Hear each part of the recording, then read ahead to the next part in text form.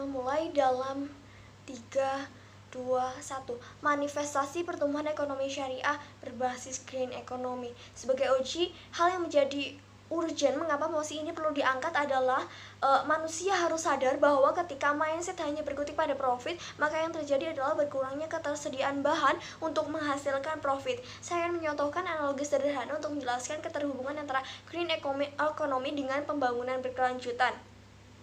Keduanya memiliki kesamaan dalam tujuan, yaitu menjaga ekosistem. Penggunaan berbagai strategi untuk penggunaan sumber daya alam yang ada harus secara optimal sehingga ada keseimbangan yang bertanggung jawab dan menguntungkan dapat dicapai dalam jangka panjang. Prinsip keberlanjutan dalam ekonomi perlu diterapkan mengingat sebagai manusia kita harus memperhatikan keberlangsungan hidup selanjutnya untuk generasi mendatang. Konsep ekonomi yang diusung dalam green economy yaitu tidak menghasilkan emisi dan polusi lingkungan atau low carbon. Selanjutnya ada penghematan sumber daya alam atau resource efficient dan keadilan sosial atau socially inclusive. Low carbon, dalam hal ini Indonesia perlu mengoreksi apa saja yang menjadi sumber penyebab munculnya emisi dan polusi lingkungan.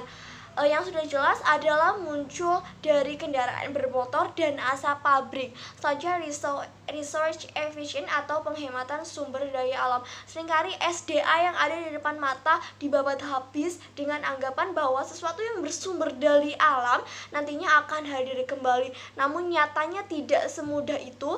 Pohon pun harus dengan sistem tebang pilih dan reboisasi. Socially inclusive atau keadilan sosial berkaitan dengan bagaimana terdapat keadilan hak manusia dengan alam.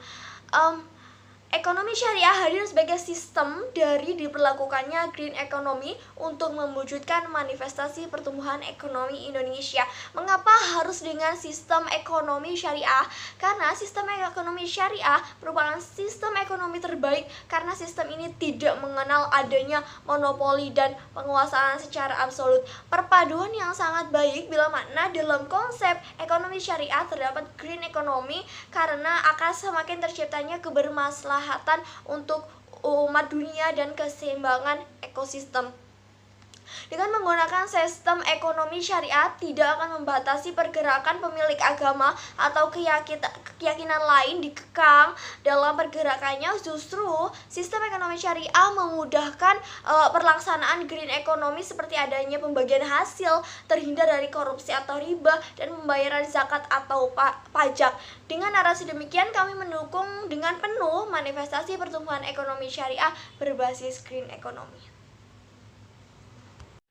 Assalamualaikum warahmatullahi wabarakatuh. Dewan juri yang terhormat, saya pembicara kedua dari tim Pro akan menyampaikan melanjutkan dari argumentasi pembicara pertama yang telah disampaikan sebelumnya mengenai mosi perdebatan pada kali ini.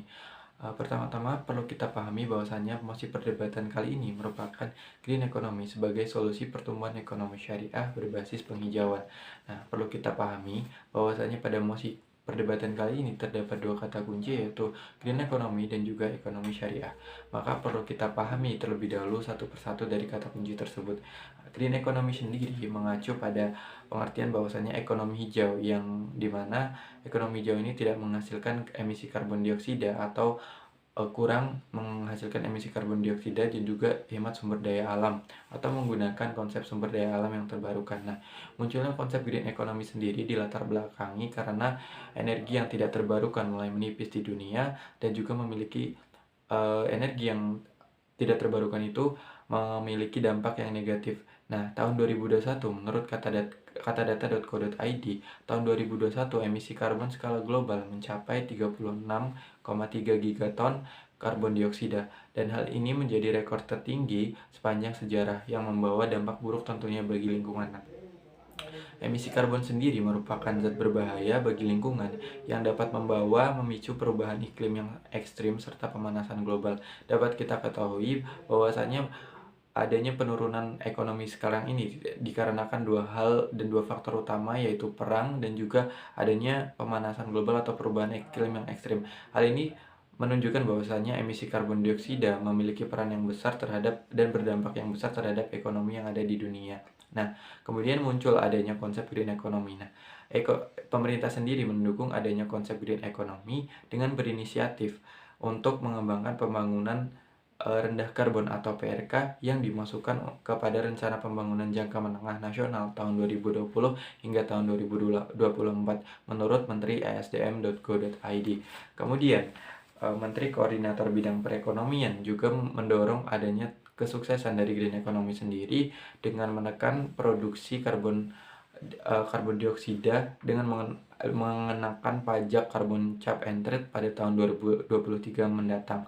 Kemudian menurut Profesor Sri Adiningsih, Guru Besar Universitas Gadjah Mada menganggap bahwa green economy merupakan jalan yang benar untuk menjaga kelestarian bumi. Meskipun beliau mengetahui bahwasanya manusia sejatinya memerlukan ekonomi untuk melangsungkan kelangsungan hidupnya sendiri dan memperoleh keuntungan sebesar-besarnya. Namun tidak ada salahnya apabila konsep green economy dengan memperhatikan lingkungan, kita juga tetap mendapatkan untung secara ekonomikal. Kemudian untuk kata kunci yang kedua merupakan ekonomi syariah. Ekonomi syariah sendiri menurut Bank Indonesia adalah sistem ekonomi yang mengimplementasikan nilai dasar syariah dalam konsep ekonomi yang bersumber dari nilai agama Islam dan juga berlaku secara universal. Prinsip ekonomi syariah menurut Bank Indonesia yang pertama adalah pengendalian harta individu, yang kedua distribusi pendapatan agar pendapatan itu terrealisasikan untuk masyarakat luas. 3. Optimalisasi bisnis. Dengan mengembangkan bisnis itu maka pendapatan yang didapatkan juga akan lebih besar. Kemudian yang keempat adanya transaksi keuangan, di mana keuangan ini tidak mengendap dalam satu posisi tapi ditransaksikan. Kemudian ada yang kelima adalah partisipasi sosial, di mana ekonomi syariah ini melibatkan partisipasi dari masyarakat sosial yang luas. Kemudian yang keenam adanya transaksi muamalah, yang dimana transaksi ini membawa transaksi yang membawa kebermanfaatan. Nah, dari dua kata kunci tersebut dapat kita pahami bahwasanya konsep green economy itu penting dilakukan pada masa ini, dan juga prinsip ekonomi syariah dapat diimplementasikan untuk mengembangkan produk-produk green economy menjadi sumber penghasilan masyarakat sekarang. Maka dari itu, saya sebagai pembicara kedua dari tim Pro menyatakan bahwasanya kami sangat setuju dengan adanya mosi perdebatan kali ini, yakni green economy sebagai solusi pertumbuhan ekonomi syariah berbasis penghijauan. Demikian opini yang dapat saya tambahkan atas argumentasi yang telah dibangun oleh pembicara pertama. Sekian, terima kasih. Baik, saya akan memulai speech saya dalam 3, 2, 1. Assalamualaikum warahmatullahi wabarakatuh, Dewan Juri yang terhormat dan teman-teman peserta lomba debat pada hari ini. Sebelum saya ingin menyampaikan mosi pada hari ini dan menyampaikan argumen-argumen saya, perkenalkan nama saya terlebih dahulu, Solihatun Imamanda Putri. Di sini saya berperan sebagai pembicara ketiga dari tim Pro dengan mosi pada hari ini, yakni green economy sebagai solusi pertumbuhan ekonomi syariah nasional berbasis penghijauan. Baik, saya ingin menyampaikan 3 poin penting pembahasan saya pada hari ini, yakni yang pertama tentang permasalahan, yang kedua yakni tentang fakta, dan yang ketiga yakni tentang solusi bagaimana mosi ini kami angkat. Baik, sebelumnya saya ingin menjelaskan terlebih dahulu apa sih bedanya ekonomi syariah dengan ekonomi konvensional yang biasa kita kerjakan atau kita laksanakan sehari-hari. Di dalam ekonomi syariah kita mengetahui bahwa di dalam ekonomi ini mengedepankan prinsip Islamiyah atau prinsip-prinsip syariah. Tentu saja hal ini berbeda dengan ekonomi konvensional, yang mana ekonomi konvensional ini mengedepankan profit atau yang biasa kita kenal dengan laba, dan itu tentu saja berbeda dengan ekonomi syariah yang menganut prinsip-prinsip Islamiyah. Baik, yang pertama di sini saya ingin menyampaikan dulu data yang saya punya terkait ekonomi syariah yang menjadi fokus pemerintah pada tahun 2021. Yang pertama yakni adanya pengembangan industri halal, yang kedua pengembangan industri keuangan syariah, dan yang ketiga yakni adanya pengembangan dana sosial syariah, yang keempat yakni zakat RI dengan senilai 300 triliun yang berpotensi sebanyak itu, dan yang terakhir yakni kinerja positif pasar modal syariah. Data yang sudah saya jelaskan tadi yang menjadi fokus pemerintah bisa menjadi bukti bahwa pemerintah pada hari ini sangat memperhatikan bagaimana pertumbuhan dan perkembangan ekonomi syariah yang ada di Indonesia saat ini. Meskipun pada masih hari ini yakni green economy dan ekonomi syariah itu adalah dua hal yang saling berkaitan dan akan menimbulkan hubungan yang bisa dikatakan mutualisme ya, seperti itu. Meskipun green economy belum banyak dibahas pada hari ini oleh kalangan-kalangan seperti kita, namun hal ini sangat menarik karena mosi ini bisa memberikan beberapa peluang untuk kami membahasnya. Yang pertama yakni saya ingin menjelaskan terlebih dahulu apa sih yang latar belakangi green economy ini dijadikan sebuah solusi sebagai pertumbuhan ekonomi syariah.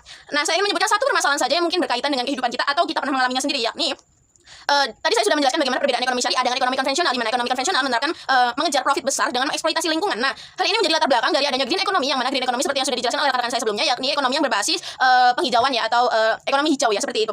Eksploitasi lingkungan ini menimbulkan banyak sekali dampak-dampak yang dirasakan oleh masyarakat. Yang pertama yakni adanya pembabatan hutan sebagai pembukaan lahan untuk pembentukan industri perusahaan, dan ini mengakibatkan beberapa pencemaran di dalamnya. Yang pertama ada pencemaran udara. Pencemaran udara ini disebabkan oleh polusi atau asap pabrik yang ditimbulkan dari adanya pembentukan industri ini. Yang kedua yakni adanya pencemaran air, di mana hal ini bisa menjadikan sebuah kerusakan ke ekosistem air, di mana bisa tercampur oleh zat-zat berbahaya yang ada di pabrik. Dan yang ketiga yakni berakhir dengan pencemaran tanah, di mana itu juga bisa mengganggu sistem bisa dikatakan sistem pergerakan air di dalam tanah, seperti itu ya.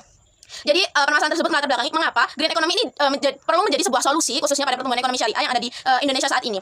Terus yang kedua yakni saya ingin berbicara tentang fakta yang ada di lapangan saat ini.